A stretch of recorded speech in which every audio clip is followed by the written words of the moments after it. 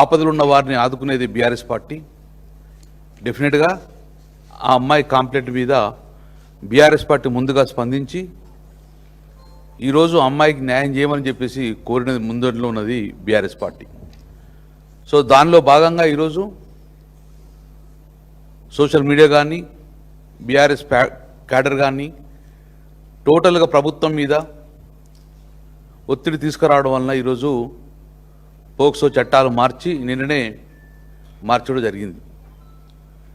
So ఈ రకంగా బండి సంజయ్ గారిని మేము బీఆర్ఎస్ పార్టీ పక్షాన సూటిగా ఒకటి అడుగుతున్నాం.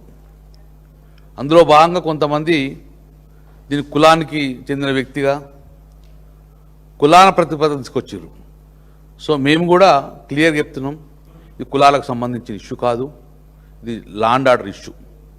సో కాబట్టి ఈ యొక్క అంశాన్ని కులానికి ప్రతిపాదించకూడదని చెప్పేసి ముందుగా మేము చెప్తూ, రెండో అంశం, బండి సంజయ్ గారు ఒక బాధ్యత గల హోమ్ మినిస్టర్ స్థాయిలో ఉన్నారు. మీరు చట్టాన్ని ప్రజాస్వామ్యాన్ని కాపాడాల్సిన బాధ్యత మీ మీద ఉంటుంది.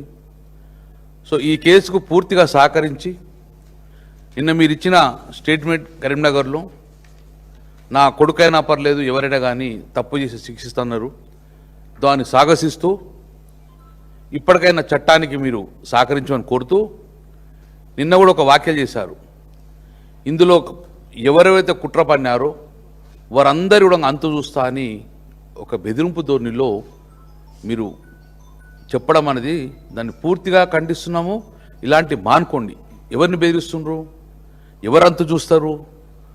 ఆ బాధితురాలని అంతం చేస్తారా? లేకుంటే ఎవరు మాట్లాడిన రాష్ట్రంలో ఎవరు మాట్లాడినా కూడా అంతం చేసే దిశగా ఈ మాటలు ఒక హోమ్ మినిస్టర్ స్థాయిలో ఇది మీకు మంచిది కాదు. కాబట్టి దీన్ని పూర్తిగా సంపూర్ణంగా మేము ఖండిస్తూ ఇప్పటికైనా మీరు నేను చట్టానికి సహకరిస్తా అని చెప్పారు, చట్టానికి సహకరించండి. ఎవరు దోషినాడు వారికి శిక్ష పడే చేస్తాను. కాబట్టి డెఫినెట్గా పోలీసుకు చట్టానికి సంపూర్ణంగా మీరు సహకరించాలని చెప్పేసి మా ఎంపీగా మా రాష్ట్రం యొక్క కేంద్ర మంత్రిగా మీ అందరికీ కూడా చెప్పడం జరుగుతుంది. ఇప్పటికైనా బీజేపీ పార్టీ పక్షాన కానీ ఇంకెవరైనా కానీ ఇది ఏదో పార్టీలకు సంబంధించిన అంశమని బీఆర్ఎస్ పార్టీ ఒకటే మమ్మల్ని ఇబ్బంది పెడుతున్న దోషి కాదు, ఇది ప్రజా సమస్య. తెలంగాణ ప్రజలందరూ కోరుకొని గొంతెత్తి మాట్లాడిన అంశాన్ని బీఆర్ఎస్ పార్టీ ముందుకు తీసుకెళ్ళింది.